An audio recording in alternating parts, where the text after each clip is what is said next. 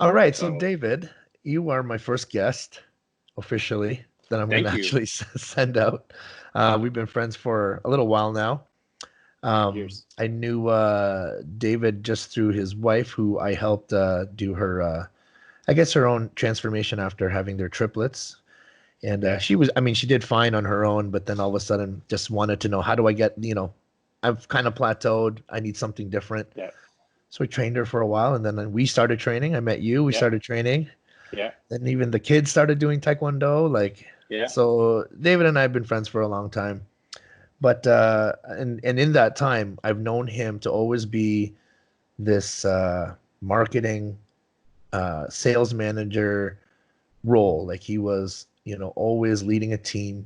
He was always flying everywhere. Every time I talked to him, try to get a training session with this guy sometimes. Oh, you're retraining today? I'm in China. Are we training today? Oh, I'm here. Oh, okay. I'm in Vegas. I'm like, all right, put at least $20 on black for me and I'll pay you back in 2 days. So, we've known each other for a long time. I've known him to do all these things. And all of a sudden, life took a bit of a turn and he had to make some new changes. And that's why I wanted him on the show. This happens to a lot of people, and it's just happening in our backyard in Guelph. So let's start it. Let's trail it back. So you're from Brantford. Yeah. Yeah. All right. From Speak to Brantford, me born and raised. how Brantford was growing up.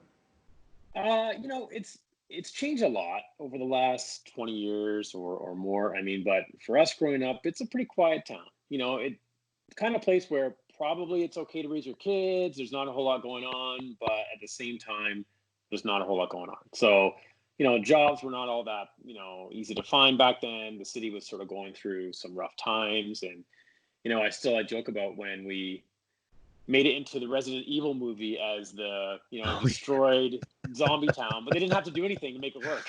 that's right. So the That's buildings right. were already boarded up, so we were fine. So yeah, it's a nice town, but there was not a lot going on. So it's getting better. It's changed a lot. So yeah, I enjoyed it there, and I grew up there, so it was nice. So when you were a kid, what was it like? What was school like, and how were your parents? Did you have Yeah, both your parents growing up yeah, how'd that yeah. go? I mean, I enjoyed school. School was good. I went to Catholic school, and growing up, my parents were, really engaged, and they were great. And my parents were together until probably until I was about 10. My dad was a photographer, sort of for fun in the beginning, and then he started a business. And I remember as a kid, I was pretty excited when this dates it, but when my picture ended up in the phone book because that was the picture he used Nice. for his business, you know what I mean? So I And thought it's it was there all year, yeah, yeah, for right? probably sitting in somebody's garage now. So I really enjoyed that. And he had the studio downstairs, and he used to do portraits and weddings on the weekends and stuff while he was working. But yeah, he drove a truck, was his day Oh, so job, and then the the photography wasn't the full thing at the moment. no, It was not not trucking. not in not in the beginning. It sort of bloomed later on. So they did that, and they had the studio downstairs, and I always enjoyed the basement because they had the actual dark room, back when Oh yeah. people actually develop photos, and they don't do that anymore. So anyways, yeah, I really enjoyed that. He made that into a business, and it grew and grew. And it was good. It sort of blossomed, and they ended up getting a studio, and then that Wow. became sort of their full-time thing. And my parents, sort Wow. of went in together and did that, and that was good. And they really enjoyed it. It was hard work, but I spent a lot of time sort of hanging around at the studio. Yeah, Probably like your kids, probably like Max, that's hanging right. around. Hang out at Yeah, the business your parents own. That's just yeah. how it So I goes. I hung out there all the time, and there wasn't a lot to do back in those days. So No. yeah, we just sort of hung out, and like you could walk over to the pizza place, maybe if you're lucky. Yeah. That's about it. So yeah, it was good. It was really good. Yeah, that was probably when I was like 8, 9. Yeah, And yeah. then how long for the studio? Is it still, what's going on with the studio now? Well, it eventually closed. We ran into problems. Oh gosh, I don't know. Probably a couple of years later. So we had the studio going, and I mean, as a kid, you don't really realize, but I sort of figured out that my dad had a business partner he was working with, Ah, another photographer, uh-huh. and things didn't work out. They had some sort of disagreement that caused a problem for them, and it sort of ended their partnership. So when this guy walked away, sort of left my parents in a tough situation with the debt of the studio, and they Oh couldn't carry it gosh. on their own because now they only have sort of like one photographer, right, instead Yeah, of both. So, anyways, that was hard for them, and they fought and thought about, like fought to push to try and that's right. make it work, and it didn't. They eventually had to close it, so it was Oh, really that's tough. unfortunate. Yeah. Yeah, it was really tough, but at the And time then as a kid, seeing it too, that's right. As a kid, you saw the business doing well and all yeah. the time you guys spent there. And Oh then yeah, you visually see, okay, things are changing. Things aren't yeah, the same. yeah, They must have changed at home too. I could just imagine the stress I go through. I bring that at home. I try not to, but yeah, it comes, right? yeah. Everybody in my family, put into it, right? Like my mom's parents, my dad's parents, everybody was Oh, involved, wow. right? Because it was a big deal, right, for our Yeah, family. So, yeah, when that really fell apart, that caused some real damage to their situation, to their marriage. It made it really hard. I think it was really, in hindsight, I think it was a really big blow for my parents. Just yeah, it's imagine tough that for my dad, it's his thing, right? And all of a sudden, for sure. it's just not working. It's not there anymore, and that caused a lot of financial stress for them. And it ultimately resulted in them sort of like separating when I was, oh gosh, about 10.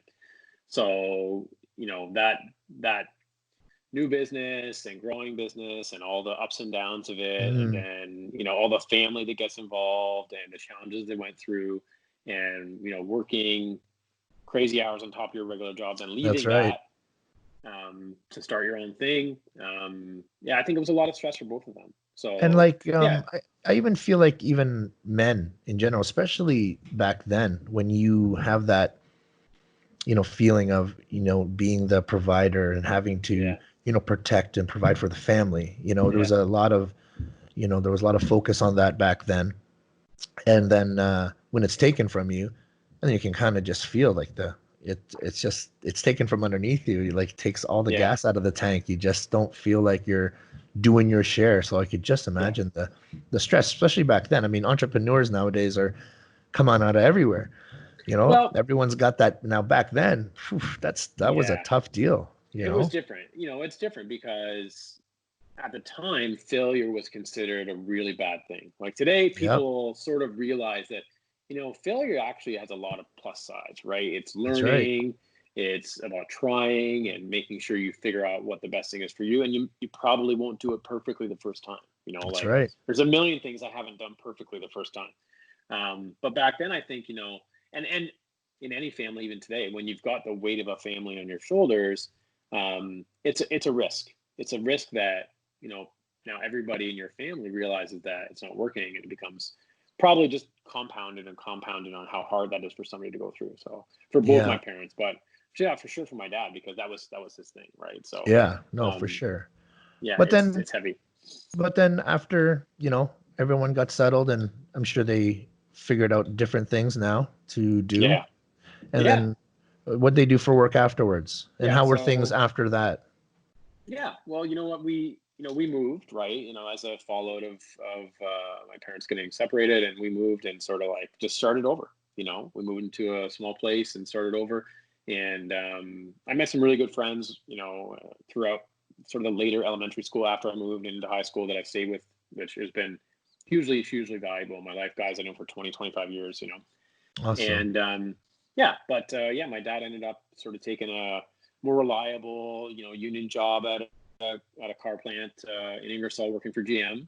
And Nice. my mom worked, full time, in a group home, basically just to like pay our bills and send us to school and make sure we had what we needed.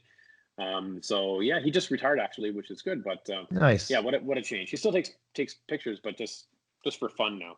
Oh, there you So go. yeah, Hey, that's true yeah, passion. After all yeah. of that and after retiring, you're still taking photos. That means he did truly love that. So that's good. Oh yeah, yeah. And I mean, maybe that's where I got it from. I'm into that stuff too, but it's not a career for me. It's not a career for me. It's just for fun.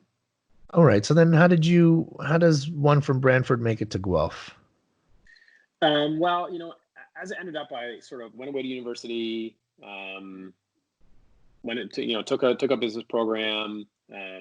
started in computer science actually, and then I changed because I realized that, as much as I was into the technical, into Mm. the parts about that business that are really exciting and building something, I just needed to be more conneced to people. So I Yeah. ended up in a business program. It's just more my thing, where I studied marketing and loved it. And, from there, when I graduated, I ended up, working for a company in Cambridge. Where'd you graduate again? Oh, I went to Brock in St. Catharines. Mm. Um, and then I went back afterwards and did a master's degree, but that was a lot later. So that's a whole other area. So Oh, we did the wow. master's degree. Yeah. So that was Okay. once the kids were the Yeah. Well, kids were not yeah. here when I started. And then so I'd been working full time. I Okay. always knew I wanted to do my master's, and um, Kate and I were, trying to get pregnant, battling a whole other battle. Yeah. And as it ended up, we had our kids in the fall of 2013, and I was halfway through my MBA at the time at Laurier. So I was working full time, doing the night class, commuting back and forth from Mississauga, and the kids came along, and I still had another like year Triplets year or so came. left. Yeah, yeah, Holy. and so then we have triplets, and what a battle. And you know, seeing them and seeing the the battle that they go through, and watching it. And I'm kind of thankful that it was my first time having kids going right to triplets, because I think if I had known better, I would have been more scared. More scared about their health, more scared about their survival. But I'll never forget, the doctor told me something. Well, we met with a lot of doctors, but one of the doctors told me something. So about a week into their life, they were all in the NICU at Mac, and we were, sort of staying there, and I was driving back and forth, and the doctor sort of explained to me, how hard things were for them.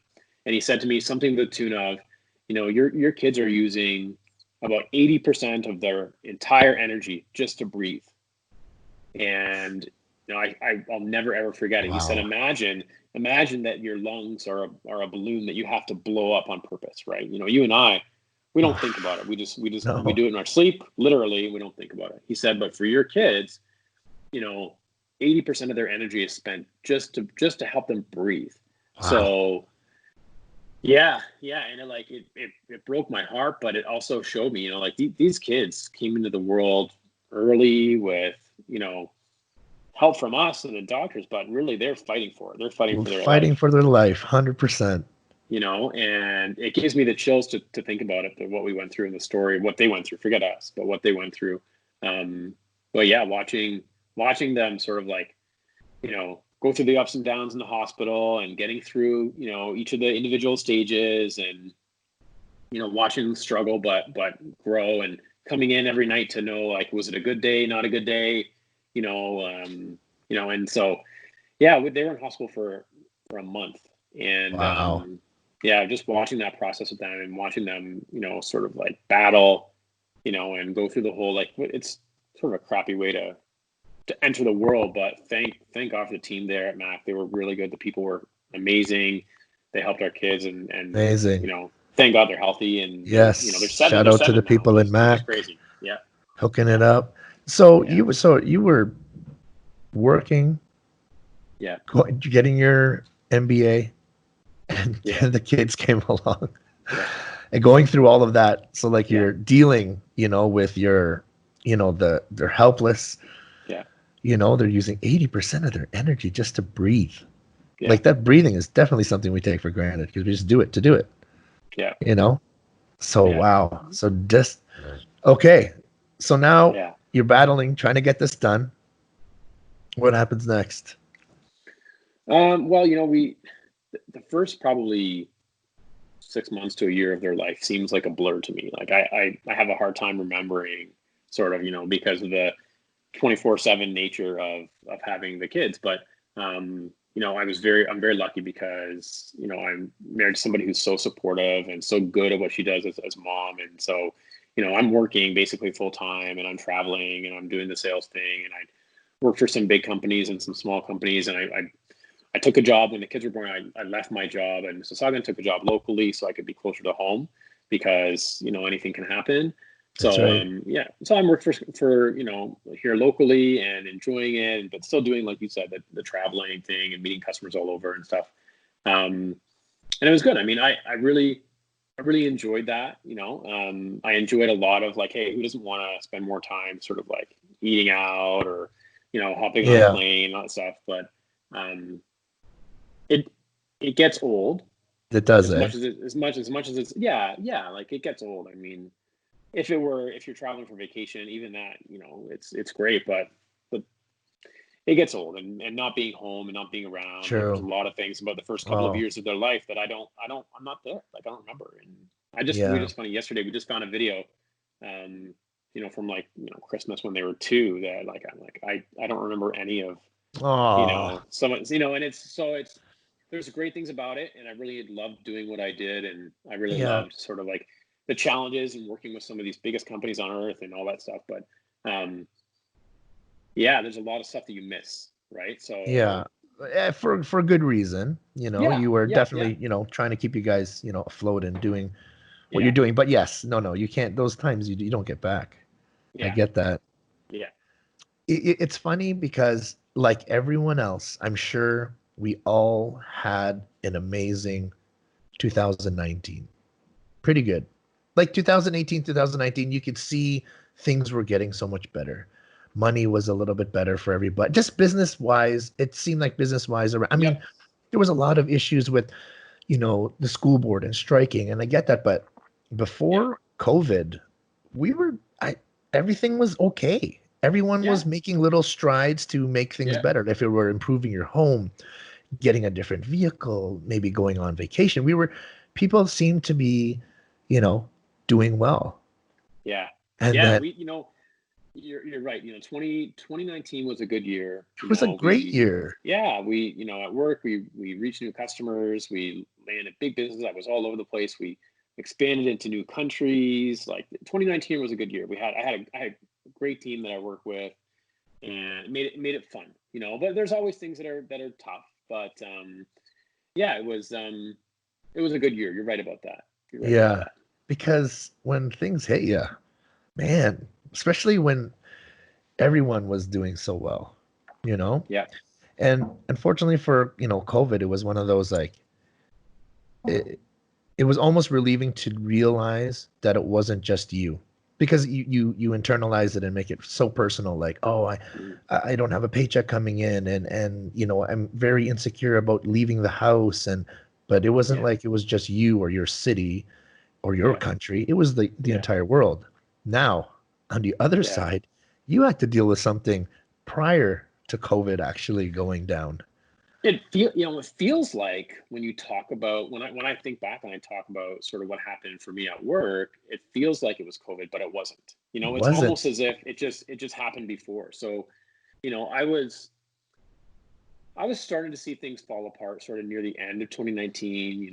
Things were changing. The company I was working for was up for sale, but they couldn't sell it. So they started to make decisions about, you know, how they might sort of figure out a way to go forward. And what ends up happening is I started watching people around me sort of like get dropped off. Like, so this person's gone, then this person's gone, and it was basically, You're waiting. the entire Canadian sales team. Yeah, yeah. And then Oh, then my boss was gone, and then after that happened, I sort of wondered, what my time was going to look like, or how much longer I would have, or if that. And it seemed fine, of course, and everything's good. And then, of course, I'm in Vegas for a trip, working with some customers, meeting with clients. It was really good. I've gone for a week, and then I'm back. This is sort of like end of January, before COVID takes and before everyone just stops yep. traveling. And I come back, say, on the Friday or Saturday, and on Monday morning I come into the office, and like at 10 o'clock, this ended up being like the shortest day, because at like 10 o'clock, the CEO walks in and sort of sits down and just basically says that, hey, you're working really hard. We know you want to get promoted. We know you're going to do great things, but you're not going to do them here. And that's literally what he said to me. And That's gold. yeah, yeah. And I mean, I had sort of prepared myself that this could happen, Ouch. Yeah. and so of course, like I say to anybody who's in this situation, you keep your cool. Yep. And there's nothing that you can say or do that's going to make you feel better later on, right? So avoid the like getting pissed off thing, avoid the, whatever name you wanted to call them, avoid, breaking down, even if you're like super pissed or upset or Yeah. whatever. So I sort of just said thanks, and that was it, and I was done. So I sort of walked out with the envelope in hand, and as much as I knew that it wasn't about me, you still always worry if it's about you. Of You still sort course. of wonder, like, okay, well, what if I had worked harder and work, stayed later instead of coming home at X time, came home at another hour. What if my results were that much better? What if I had, instead of delivered what we wanted, if I delivered more? What if I'd sort of sacrificed things that I was not willing to sacrifice? Like if you And sold out a little bit type, yeah, you like what if know? I'd sold out, decided like to fit in with the, even though I knew Yeah. things weren't good, I knew the culture was, questionable, to be kind. So like, what if I, would they have kept me around? Yeah. And that, of course the answer is no, but No. you don't think about it at the time. No, you don't. You internalize it, right? You blame yourself, and everybody who goes through like a job loss, that day is really, it's really tough, and you sort of fall into this, like you feel depressed, right? Of So, course. but then I realized, that, I'm going to look at the bright side on this. I have been given a gift, all along, right? I've always sort of been interested in doing my own business and getting on my own, and I've been working hard for this company that, yeah, like pay me, like I get paid my regular paycheck, but if I deliver way more, if I work way harder, that doesn't really, that only helps the company, not me. And I always work for the company, so you end up sort of like giving more than you get back, Yeah. and as much as I love working with the people, like you want to build something for yourself, right? You Mm-hmm. want to build something for yourself where you're making a difference, right? And so So here you I are. realized, yeah. So I You're realized like, this is yeah, yeah, you're here. You don't have a job. yeah, You have a wife and 3 kids at home. And then yes, COVID hits basically the next week. yeah. So I come home, and yeah, and I have to explain to Kate what happened, and of course she's like uber supportive, Of right? course. But So scared, positive. yeah. Like, but so we have a house, we have bills, we have all the same things that other people have, right? So yeah, it was that part was tough, and And then then COVID hits. and then COVID hits.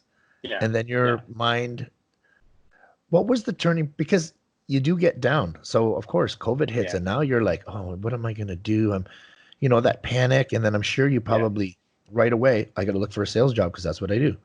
yeah. Did Oh you yeah, yeah, yeah, because you go back to what you know. yeah. When was that turning point where you're like, no, I'm gonna do my own thing. I'm gonna do what makes me happy. I What was that? I had been applying for jobs, for the first, like, it wasn't immediately. Although I probably knew all along that it was supposed to be. I didn't do it right away. I was applying for jobs, and you know, it sort of came to me that I worked for companies that were great for the most part, and I worked for some companies that weren't great, right? And it always comes down to the people around you, right? And I realized that I I thought to myself, David, you've got to be crazy if you think that the next company you work for is going to be that much different than the last one, Yeah. for better or for worse, right? So like Yep. you're like, okay, you're going to go out, you're going to find a decent paying job that can deliver for your family. You're probably going to be out of town. You're probably going to be driving all over the place or flying all over the place, and everything will be okay. But if you really think that you're going to be able to do something that's that much better or different than what you're already doing or what you're already living at the next company, it's not true. And I realized at that moment that I had to make a change for myself, even if that meant some pain in the short term, right? And I'm Yeah. not saying be irresponsible, but do something for my family long term that actually makes me feel good. Good. And Yeah. because I haven't done, you know what I mean? Like, the Yep. companies I work in, building materials or consumer durables or whatever, and ultimately a lot of these companies, right? Like, you're building stuff in China and it's great, but like it's just a box of stuff. It's just stuff, Yeah. right? And there's nothing innovative about it. There's nothing. I'm not really solving a problem for people. It's just stuff. And you know, part of me just got sort of tired of just moving boxes. Like, okay, like this Yeah. box of stuff, and yeah, how many boxes of stuff did we sell this week, right? And it just doesn't have as much meaning. And then when I start to look at, okay, well, if it's not about the product, it must be about the people. But it wasn't really about the people either, right? Okay. Because Yep. that stuff wasn't that, you know what I mean? Like once the people were gone that I cared about, it that then it's like, well, where's my satisfaction? Where's my, where do I get out of this, right? Yeah. Because we all know that people don't do a job just for money, right? Because that's just not how it works. There's all the other things that go into it that make people happy and, Yeah. engaged in their work. So this is where it sort of transitions. So a very good friend of mine has been in the financial services area for a long time. He was my guy actually that we worked with when we bought life insurance for our kids, when we bought life insurance for us, when we went through our house and bought our mortgages and all the stuff that we've done Yeah. over the last about 15 years. And I started to think to myself that, and that was an area that I had a lot of interest in. I started thinking to myself that's a business where you get to deliver people something that they actually can get value out of. Like it actually makes a difference in someone's life when you can give them that like happiness and satisfaction of, getting their new house or of, preparing a future for their family, whatever their situation is. So I asked him to lunch and I talked to him and I went through and I sort of picked his brain and said, what do you think? And he said, well, I think you'd be great at it. I know you'd be great at it, but it's a grind and you're gonna have to work really hard for a long time to get where you were before, Yeah. because you have to build yourself up. You have to build your network of people and you have to build your referral business and all that. But in spite of all that, I realized that, like it's right up my alley. It's numbers and math, which I'm by nature just find myself, comfortable and analytical and all that. But it's also the people part, right? It's about explaining sometimes, complex topics or close to complex topics in a way that people can understand and make a decision for their family. So it's basically like being an advisor. It's like helping people, make great decisions for their life and on things that could be scary, that could Yeah. be scary.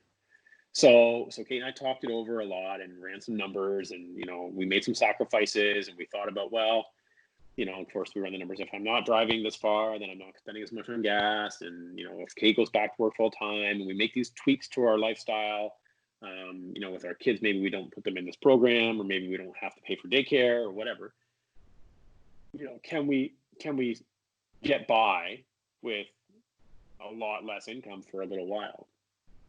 And the cost of that is high, but really, I'm excited. Like to make the decision to go out for myself and build a Hmm. business and build a practice. It felt really exciting. It felt really Right. exciting because That's awesome. finally, finally now I made a call to do something that when I work hard, it actually builds into the business, right? Just like with what you do at the gym, when you work hard and you build something, it's there at the end of the day. And the members and the people that work, what I mean? Like there's a real Yep. benefit there. So it's not just Yeah. like, okay, well, what have you done for me yesterday? Move on to something new, right? Yeah. So yeah, the idea of helping people with these things that seem difficult or challenging, but I could add value, and it's not just moving a box from like, hey, here's a new widget for your house, Yeah. was really powerful for me. And Really it's, you know powerful. what? People, they struggle with knowing what to do and how to do it Yeah, when it comes yeah, to finances. It's not a, sure. like they always say, they talk about, we go to school to learn history and Yeah, physics and all these yeah, things. Yet when we finally get into the world, nobody knows what to do with their money. No one knows how to save yeah, it, where to invest it, where to put it. yeah, Nobody's preparing themselves like we need that. People need yeah, that. Especially like yeah, look at now. If, yeah, what were you doing with your money now when COVID hit? yeah, Like do you have anything ready? What if COVID hits again? yeah, What if there's a new, COVID 21? in 2 years. Yeah. Like we just don't know, Yeah. So COVID 20, yeah, it's 20 didn't good. say that. Yeah. It's good.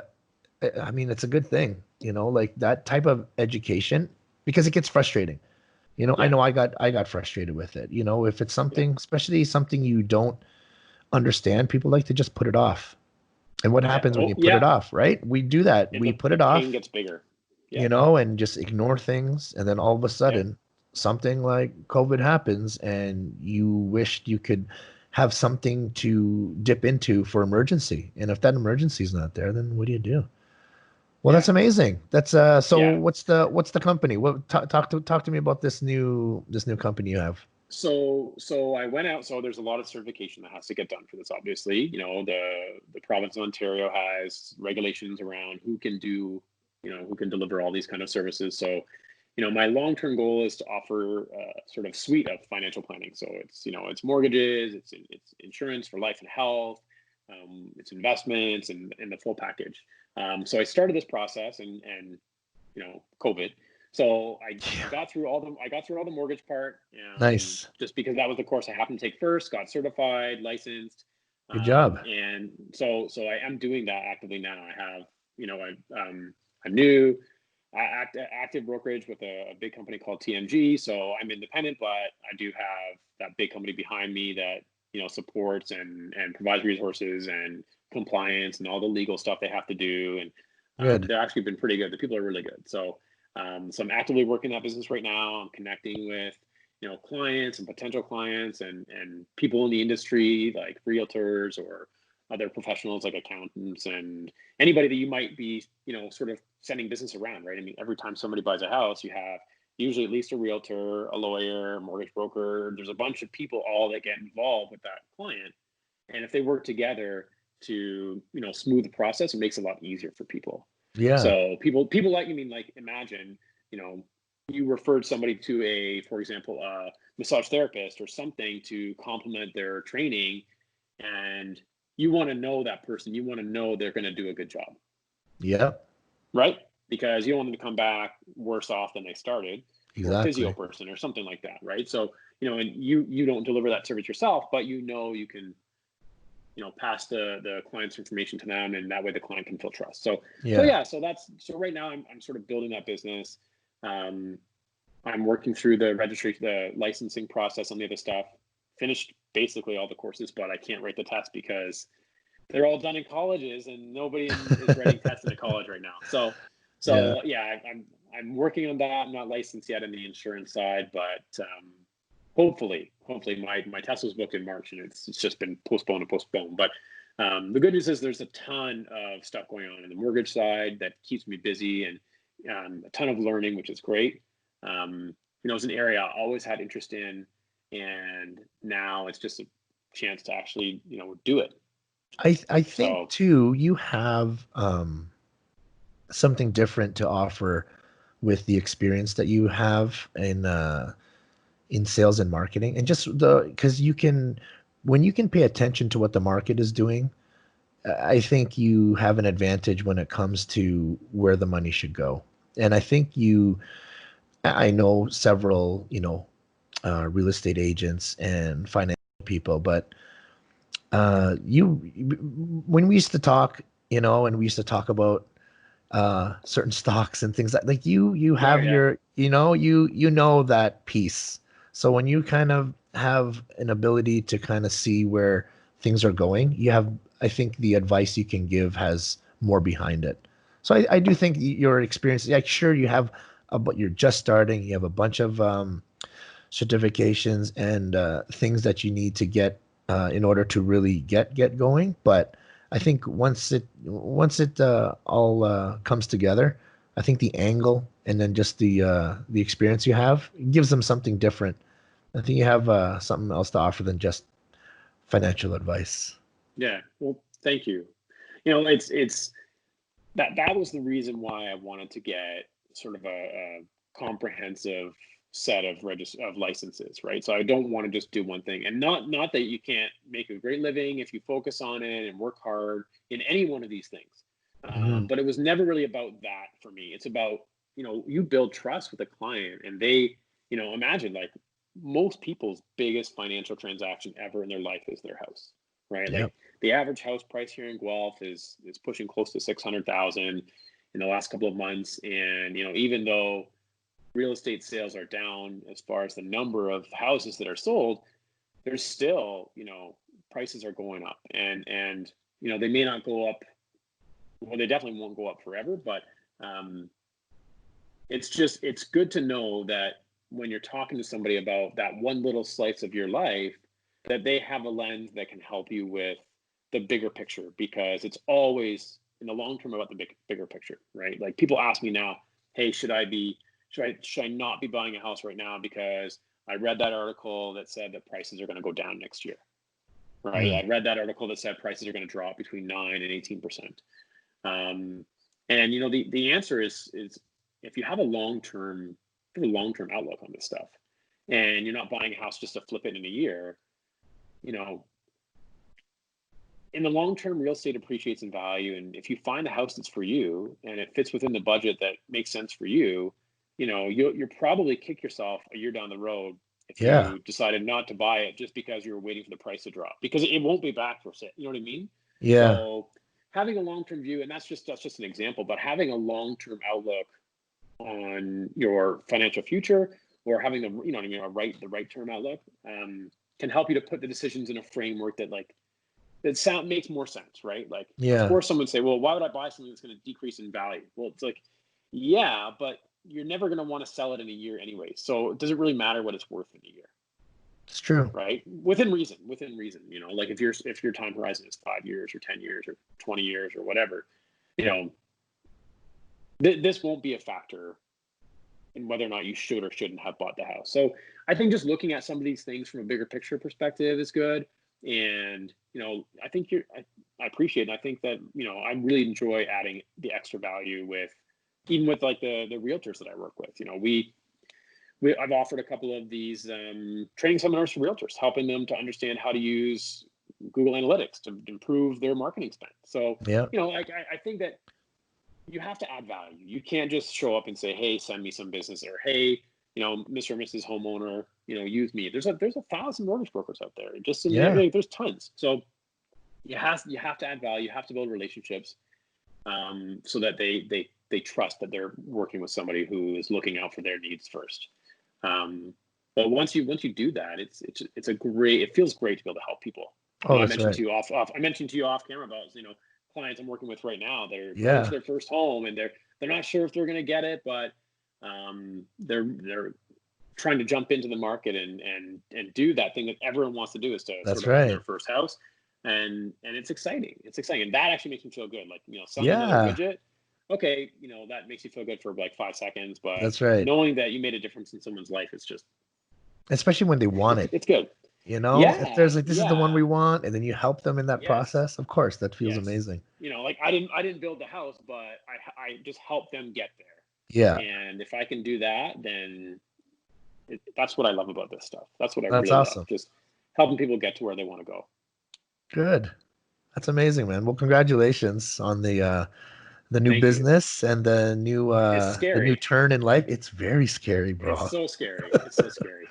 We sit here, we smile, and we talk about how great it is, but it is definitely scary. There's a lot of uncertainty. I think people really fear uncertainty, and I am, as they say, eating my own dog food on uncertainty. I am practicing uncertainty right now, and taking a calculated risk that this is going to do what it needs to do, and I feel good about it. But yeah. Or the it's funny when they're like, they ask me why I work. They're like, but don't you get to make your own hours?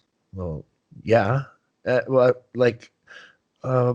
you're there all the time. Well, yeah, because I'm one of the owners. Mike and I have to be there all the time. But you get to make it. Yeah, but what do you mean? What do you mean? What hours?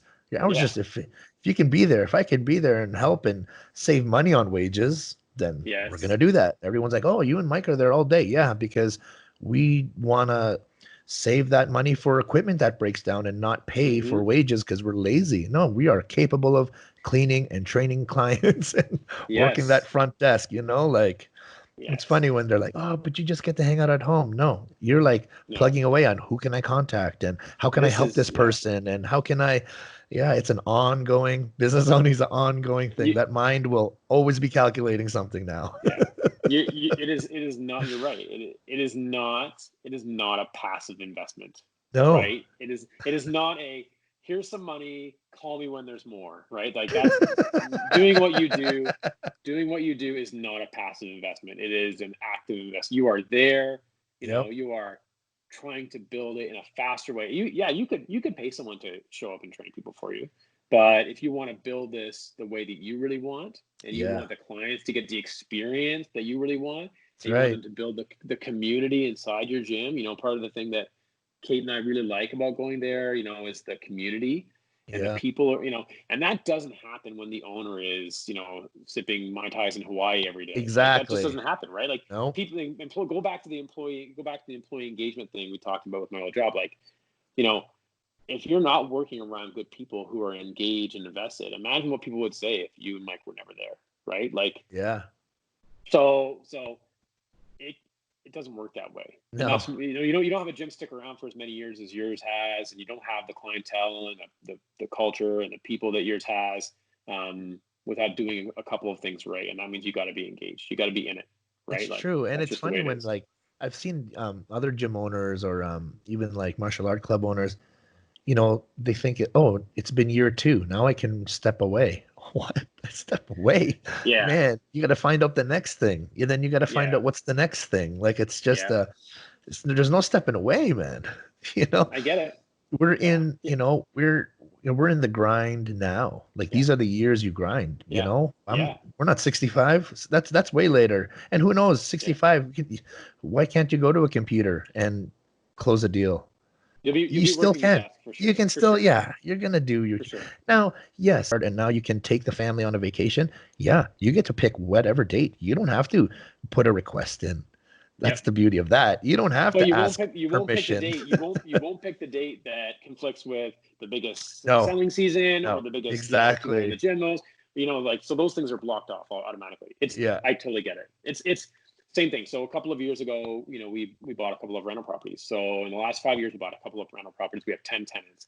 And people think like, oh yeah, you just, pay somebody to cut the grass and pay somebody to go over and talk to the tenants if something goes wrong. And you pay somebody to source your tenants. And I'm like, no, we don't pay somebody for that. Like I mean, you got to be engaged, right? Because there's a Yeah. lot of sort of like not great landlords out there, right? Just like there's a lot of Yeah. not great, in your case, gym owners out there.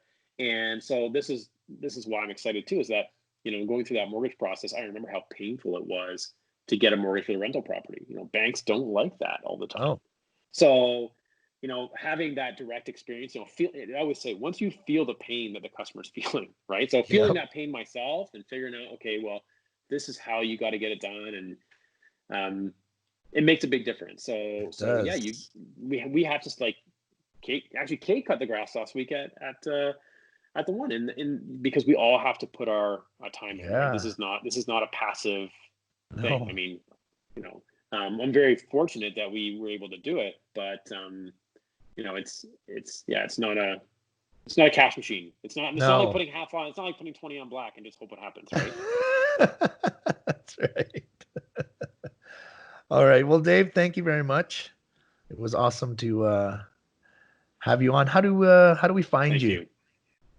Thank you. Yeah, so you can find me on Instagram. So my company name is Wealth Track. So it's about putting you on the right track to the wealth and the future you want. So Wealth Track on Instagram, Wealth Track on Facebook, and wealthtrack.ca. Or you can search for my name. It's me. So David Pipe. Awesome, buddy. Carrie, Thanks for thank coming you. on the show, man. Thank you very much for having me.